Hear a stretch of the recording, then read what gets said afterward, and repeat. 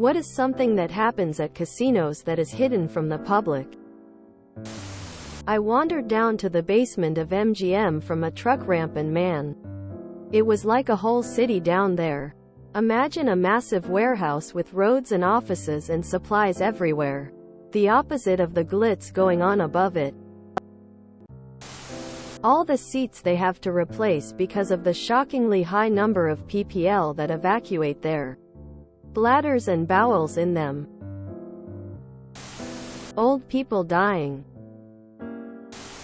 Just how much money goes unclaimed, uncollected? I worked in the accounting department at one of the main gaming conglomerates and was tasked with cleaning up their unclaimed property accounts. There were players, aka whales, who'd deposited millions and just forgot about it for years. When the MGM Grand opened in Las Vegas, you walked through a giant lion's mouth to get to the front door. Many Asian gamblers saw it as a sign of bad luck, so they wouldn't go in. Now it's a smaller statue. Suicides. Properties go to great lengths to hide these events from the public, given how bad for business it is. But it happens, and quickly taken care of. It's a very open but grim secret amongst casino workers apparently.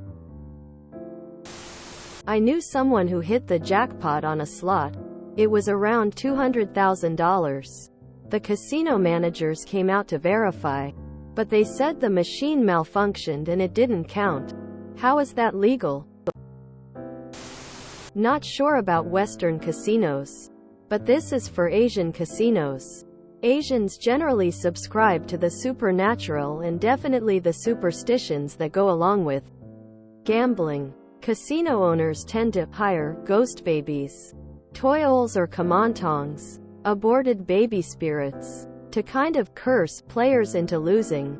Superstitious players will bring candies, toss them under tables so the ghost babies leave them alone because of the candy bribe and let them win.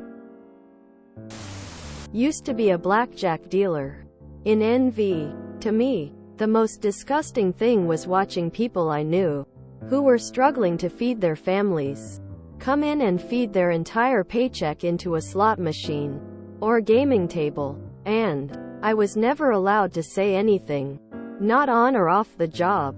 I ended up quitting, as it was so depressing. Edit-typo.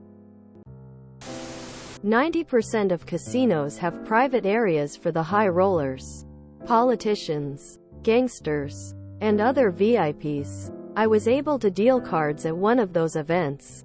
I was literally tipped $500 by some guy for keeping the water liquid. One of my dad's best friends died on the floor of the Horseshoe Casino in Baltimore. Upon Googling his name, I can't find a single mention of it. I imagine deaths that don't involve violence aren't ever really talked about. Robberies, murders. The father of a friend of mine was robbed, stabbed and killed in the parkade of a local casino in the late 90s. After he won big, it never made the news. And a friend of mine who worked at the same casino 5 years later swore I was making it up because she had never heard anything about it. After talking to a few security guys, she finally had someone give her an off-the-record wink, nod confirmation that it did happen. But they went the extra mile to keep the story buried. Saw a man drop dead at a slot machine once. No one around him stopped their play. A couple are not hidden, but not obvious to the average casino goer. Some casinos add scents to the air. They do not pump in extra oxygen in as some people believe. They also keep the temperatures on the cool side to keep people from getting sleepy. No clocks on the walls and, in general, no windows with views to the outside. My cousin works at a casino, and depending on what table he is working, requires a uniform, vest, cumber, tie, clip change. There is a large employee room with hundreds of lockers.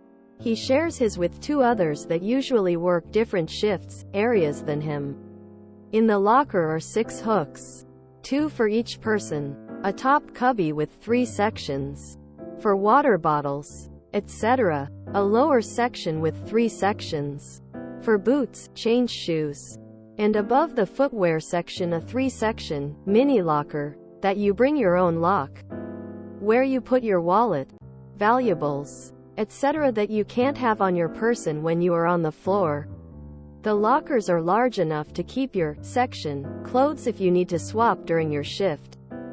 He only very rarely runs into a locker buddy, unless they've picked up an extra shift, or if there is a special event. He is super short and his locker mates are a very tall man and an average height woman. He thinks locker mates are chosen very specifically to avoid thefts, minimal contact, etc., though he can't prove that. Not totally hidden from the public since I, a member of the public, was shown it, but major casinos in Vegas have an armory room, stockpiles of weapons and tactical gear. Was staying at a casino on the main strip, and had a number of guns with me for a meetup at a nearby shooting range, and asked the front desk if they had somewhere I could keep them since I didn't really like the idea of leaving them unattended in my room or car. A security guy came out and said, "Follow me to the armory," and led me to an extremely secure room full of all kinds of rifles and vests and whatnot. Pointed to an empty locking cabinet I could put my stuff in, and gave me a claim ticket to pick them back up again later. A bunch of years ago, the matriarch of a family jumped overboard because she spent the family's vacation cash in the casino on our cruise ship. If you like to play slot machines, never play penny slots. Those are the machines that make the casinos their most money.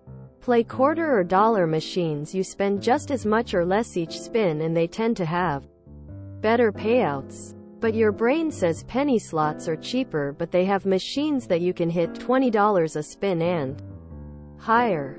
Where I used to work, penny machines had a 14% hold while quarter and dollar machines had an 8% hold. The hold is how much the machine will win over the lifetime of the machine. The higher the hold, the more you are likely not to win. Also, a machine is never due. They use random number generators that act the moment you hit the spin button or pull the arm. The machine already knows if you have won or not, and everything you see in front of you is for your entertainment. Always use your player's card. Yes, they track your play and try to lure you back based on how you play, but it's also how they determine if they give you things. Every casino has its own scent. They want you to associate that smell with the casino subconsciously. It's like going to the movies and you smell the popcorn and your brain is ready for the experience. The really friendly girl at the bar is a hooker. How much waste there is. Tons of food, paper products, stuff like soaps, shampoos, lotions, key packets, folders. It's obscene. We've got a lot of rats here in Vegas that appreciate it, though. If you enjoyed this video, please check out our playlists full of similar content. Epicaricast is like doom scrolling for your ears. Please like, share, and subscribe.